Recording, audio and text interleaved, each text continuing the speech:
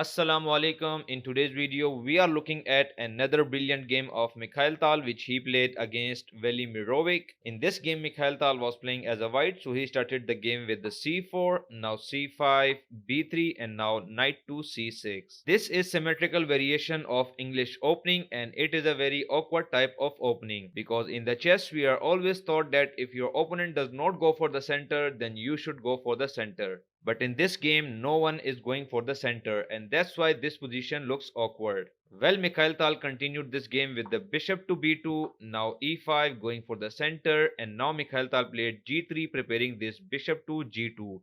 Black played d6, bishop to g2, and now Mikhail Tal is playing with double fianchetto structure. Black played bishop to e6, now knight to c3 and queen to d7. Queen to d7 is a very simple yet very powerful tactic because in this position, if Mikhail Tal play let's say knight to f3, then black can play bishop to h3, then bishop captures on h3 and after queen captures on h3, it is very easy for the black to continue the attack on the king side because now Mikhail Tal does not have light square bishop. And yes, in this position, Mikhail Tal played knight to f3. Black goes with the plan bishop to h3, bishop captures on h3 and now queen captures on h3. Mikhail Tal played knight to d5 and if in this position you are thinking about queen to g2 attacking this rook, then this is not possible because now Mikhail Tal can play rook to g2 attacking your queen and after queen to h3 Mikhail Tal can play knight to c7 check and this is totally winning for him. That's the reason why after knight to d5 queen to g2 is not possible and that's the reason why black in this position played queen to d7 guarding this c7 square. So now Mikhail Tal played e3 preparing this d4 move and black in this position played knight c to e7 offering the knight exchange and Mikhail Tal denies it with the knight to c3.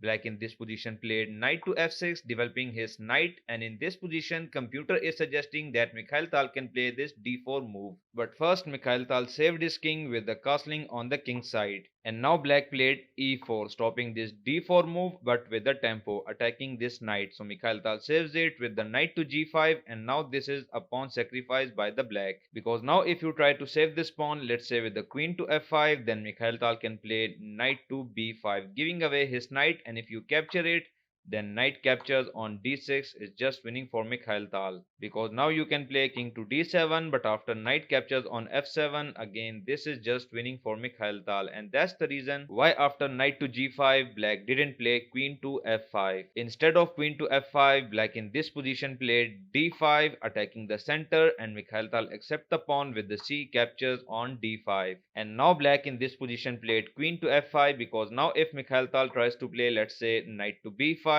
then black can stop this threat with the knight captures on e5 guarding this d6 square with this dark square bishop. That's the reason why in this position black played queen to f5. But this is Mikhail Tal game. He didn't stop at this position. In this position Mikhail Tal made a beautiful sacrifice with the knight captures on f7. According to the computer this is a mistake but if we look at Mikhail Tal points of view he wants to stop his opponent from doing castling on any side of the board. So that's the reason why in this position Mikhail Tal sacrificed his knight. Well, black accept the knight, he played king captures on f7 and now Mikhail Tal played f3, such attacking move. Mikhail Tal in this position wants to open this f file so that he can attack his opponent king on the f file. Black continued this game with the knight e captures on d5 offering the knight exchange but Mikhail Tal first played f captures on e4 attacking the queen and also attacking this knight. So black played knight captures on c3 attacking the queen and Mikhail Tal in this position played bishop captures on c3.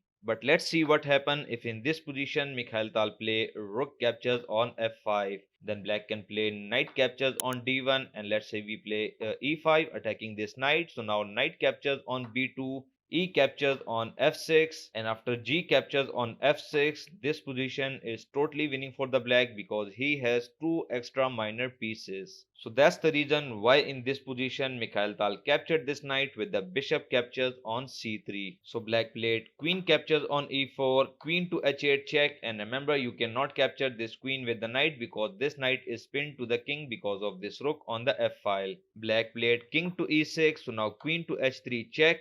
king to d6, and now Mikhail Tal played b4, another attacking move because he wants to open this c file so that he can play rook a to c1. And black in this position didn't capture the pawn because if you play c captures on b4, then Mikhail Tal can play bishop captures on f6, and after g captures on f6, rook captures on f6 check. Now king to c7, and after rook a to c1 check, this position is totally winning for Mikhail Tal because of this powerful ongoing attack. That's the reason why after b4 black didn't capture the pawn. In this position black played king to c7, so now rook a to c1, rook to c8, and on the next move black wants to play this king to b8, which would be winning for him. So stop the video and try to find the move which can stop this king to b8 move. Well, Mikhail Tal found it and he played rook to f5, and if in this position black play king to b8, then Mikhail Tal can play bishop to e5 check. And let's say black in this position play king to a8, but now Mikhail Tal can play rook captures on f6,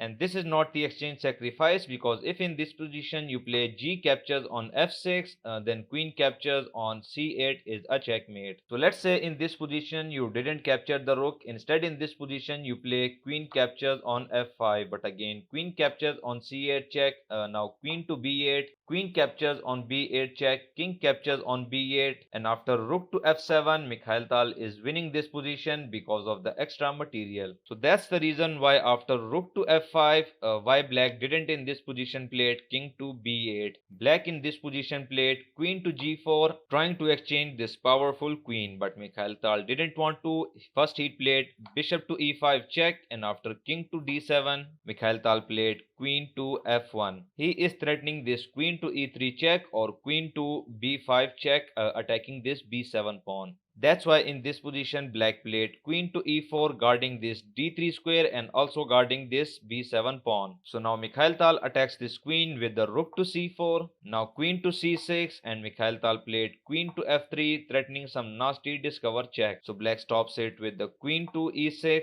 and in this position Mikhail Tal played another winning move, bishop captures on f6. And in this position it looks like that black can play queen captures on c4 because if black plays something like rook to f4 check, then again black can play queen to e6. But that's not the case because if in this position black play queen captures on c4, then Mikhail Tal can play bishop captures on g7, and after bishop captures on g7, rook to f7 check. It's a double check by the rook and the queen. That's why black queen cannot capture this rook on the f7 square. So now king to d6, queen to d7 check, king to e5, rook to f5 check, and now black has only one move, which is king to e4, and after rook to e4 there's only one move for the black, which is king to e5, and after rook captures on c4, this position is again winning for Mikhail Tal. That's why after bishop captures on f6, black didn't capture this rook on the c4 square. In this position black played g captures on f6, so Mikhail Tal again attacks this queen with the e4 move, and remember you cannot capture this rook because of rook to e5 check. That's why black in this position didn't capture the rook, but in this position he made the last mistake of the game, which is queen captures on a2, because after rook captures on c5 check, black resigned in this position. The reason is very simple. Let's say you stop this check with the f5 move, but now queen captures on f5 check. Now king to d6, queen to e5 check, king to d7, rook to d4 check, queen to d5, rook captures on d5, bishop to d6, and after rook captures on d6, this is a checkmate. And that's the reason why black resigned in this game. So I hope you like this brilliant game of Mikhail Tal, and if you like it, please like this video, subscribe to this channel to get more amazing and inspiring content.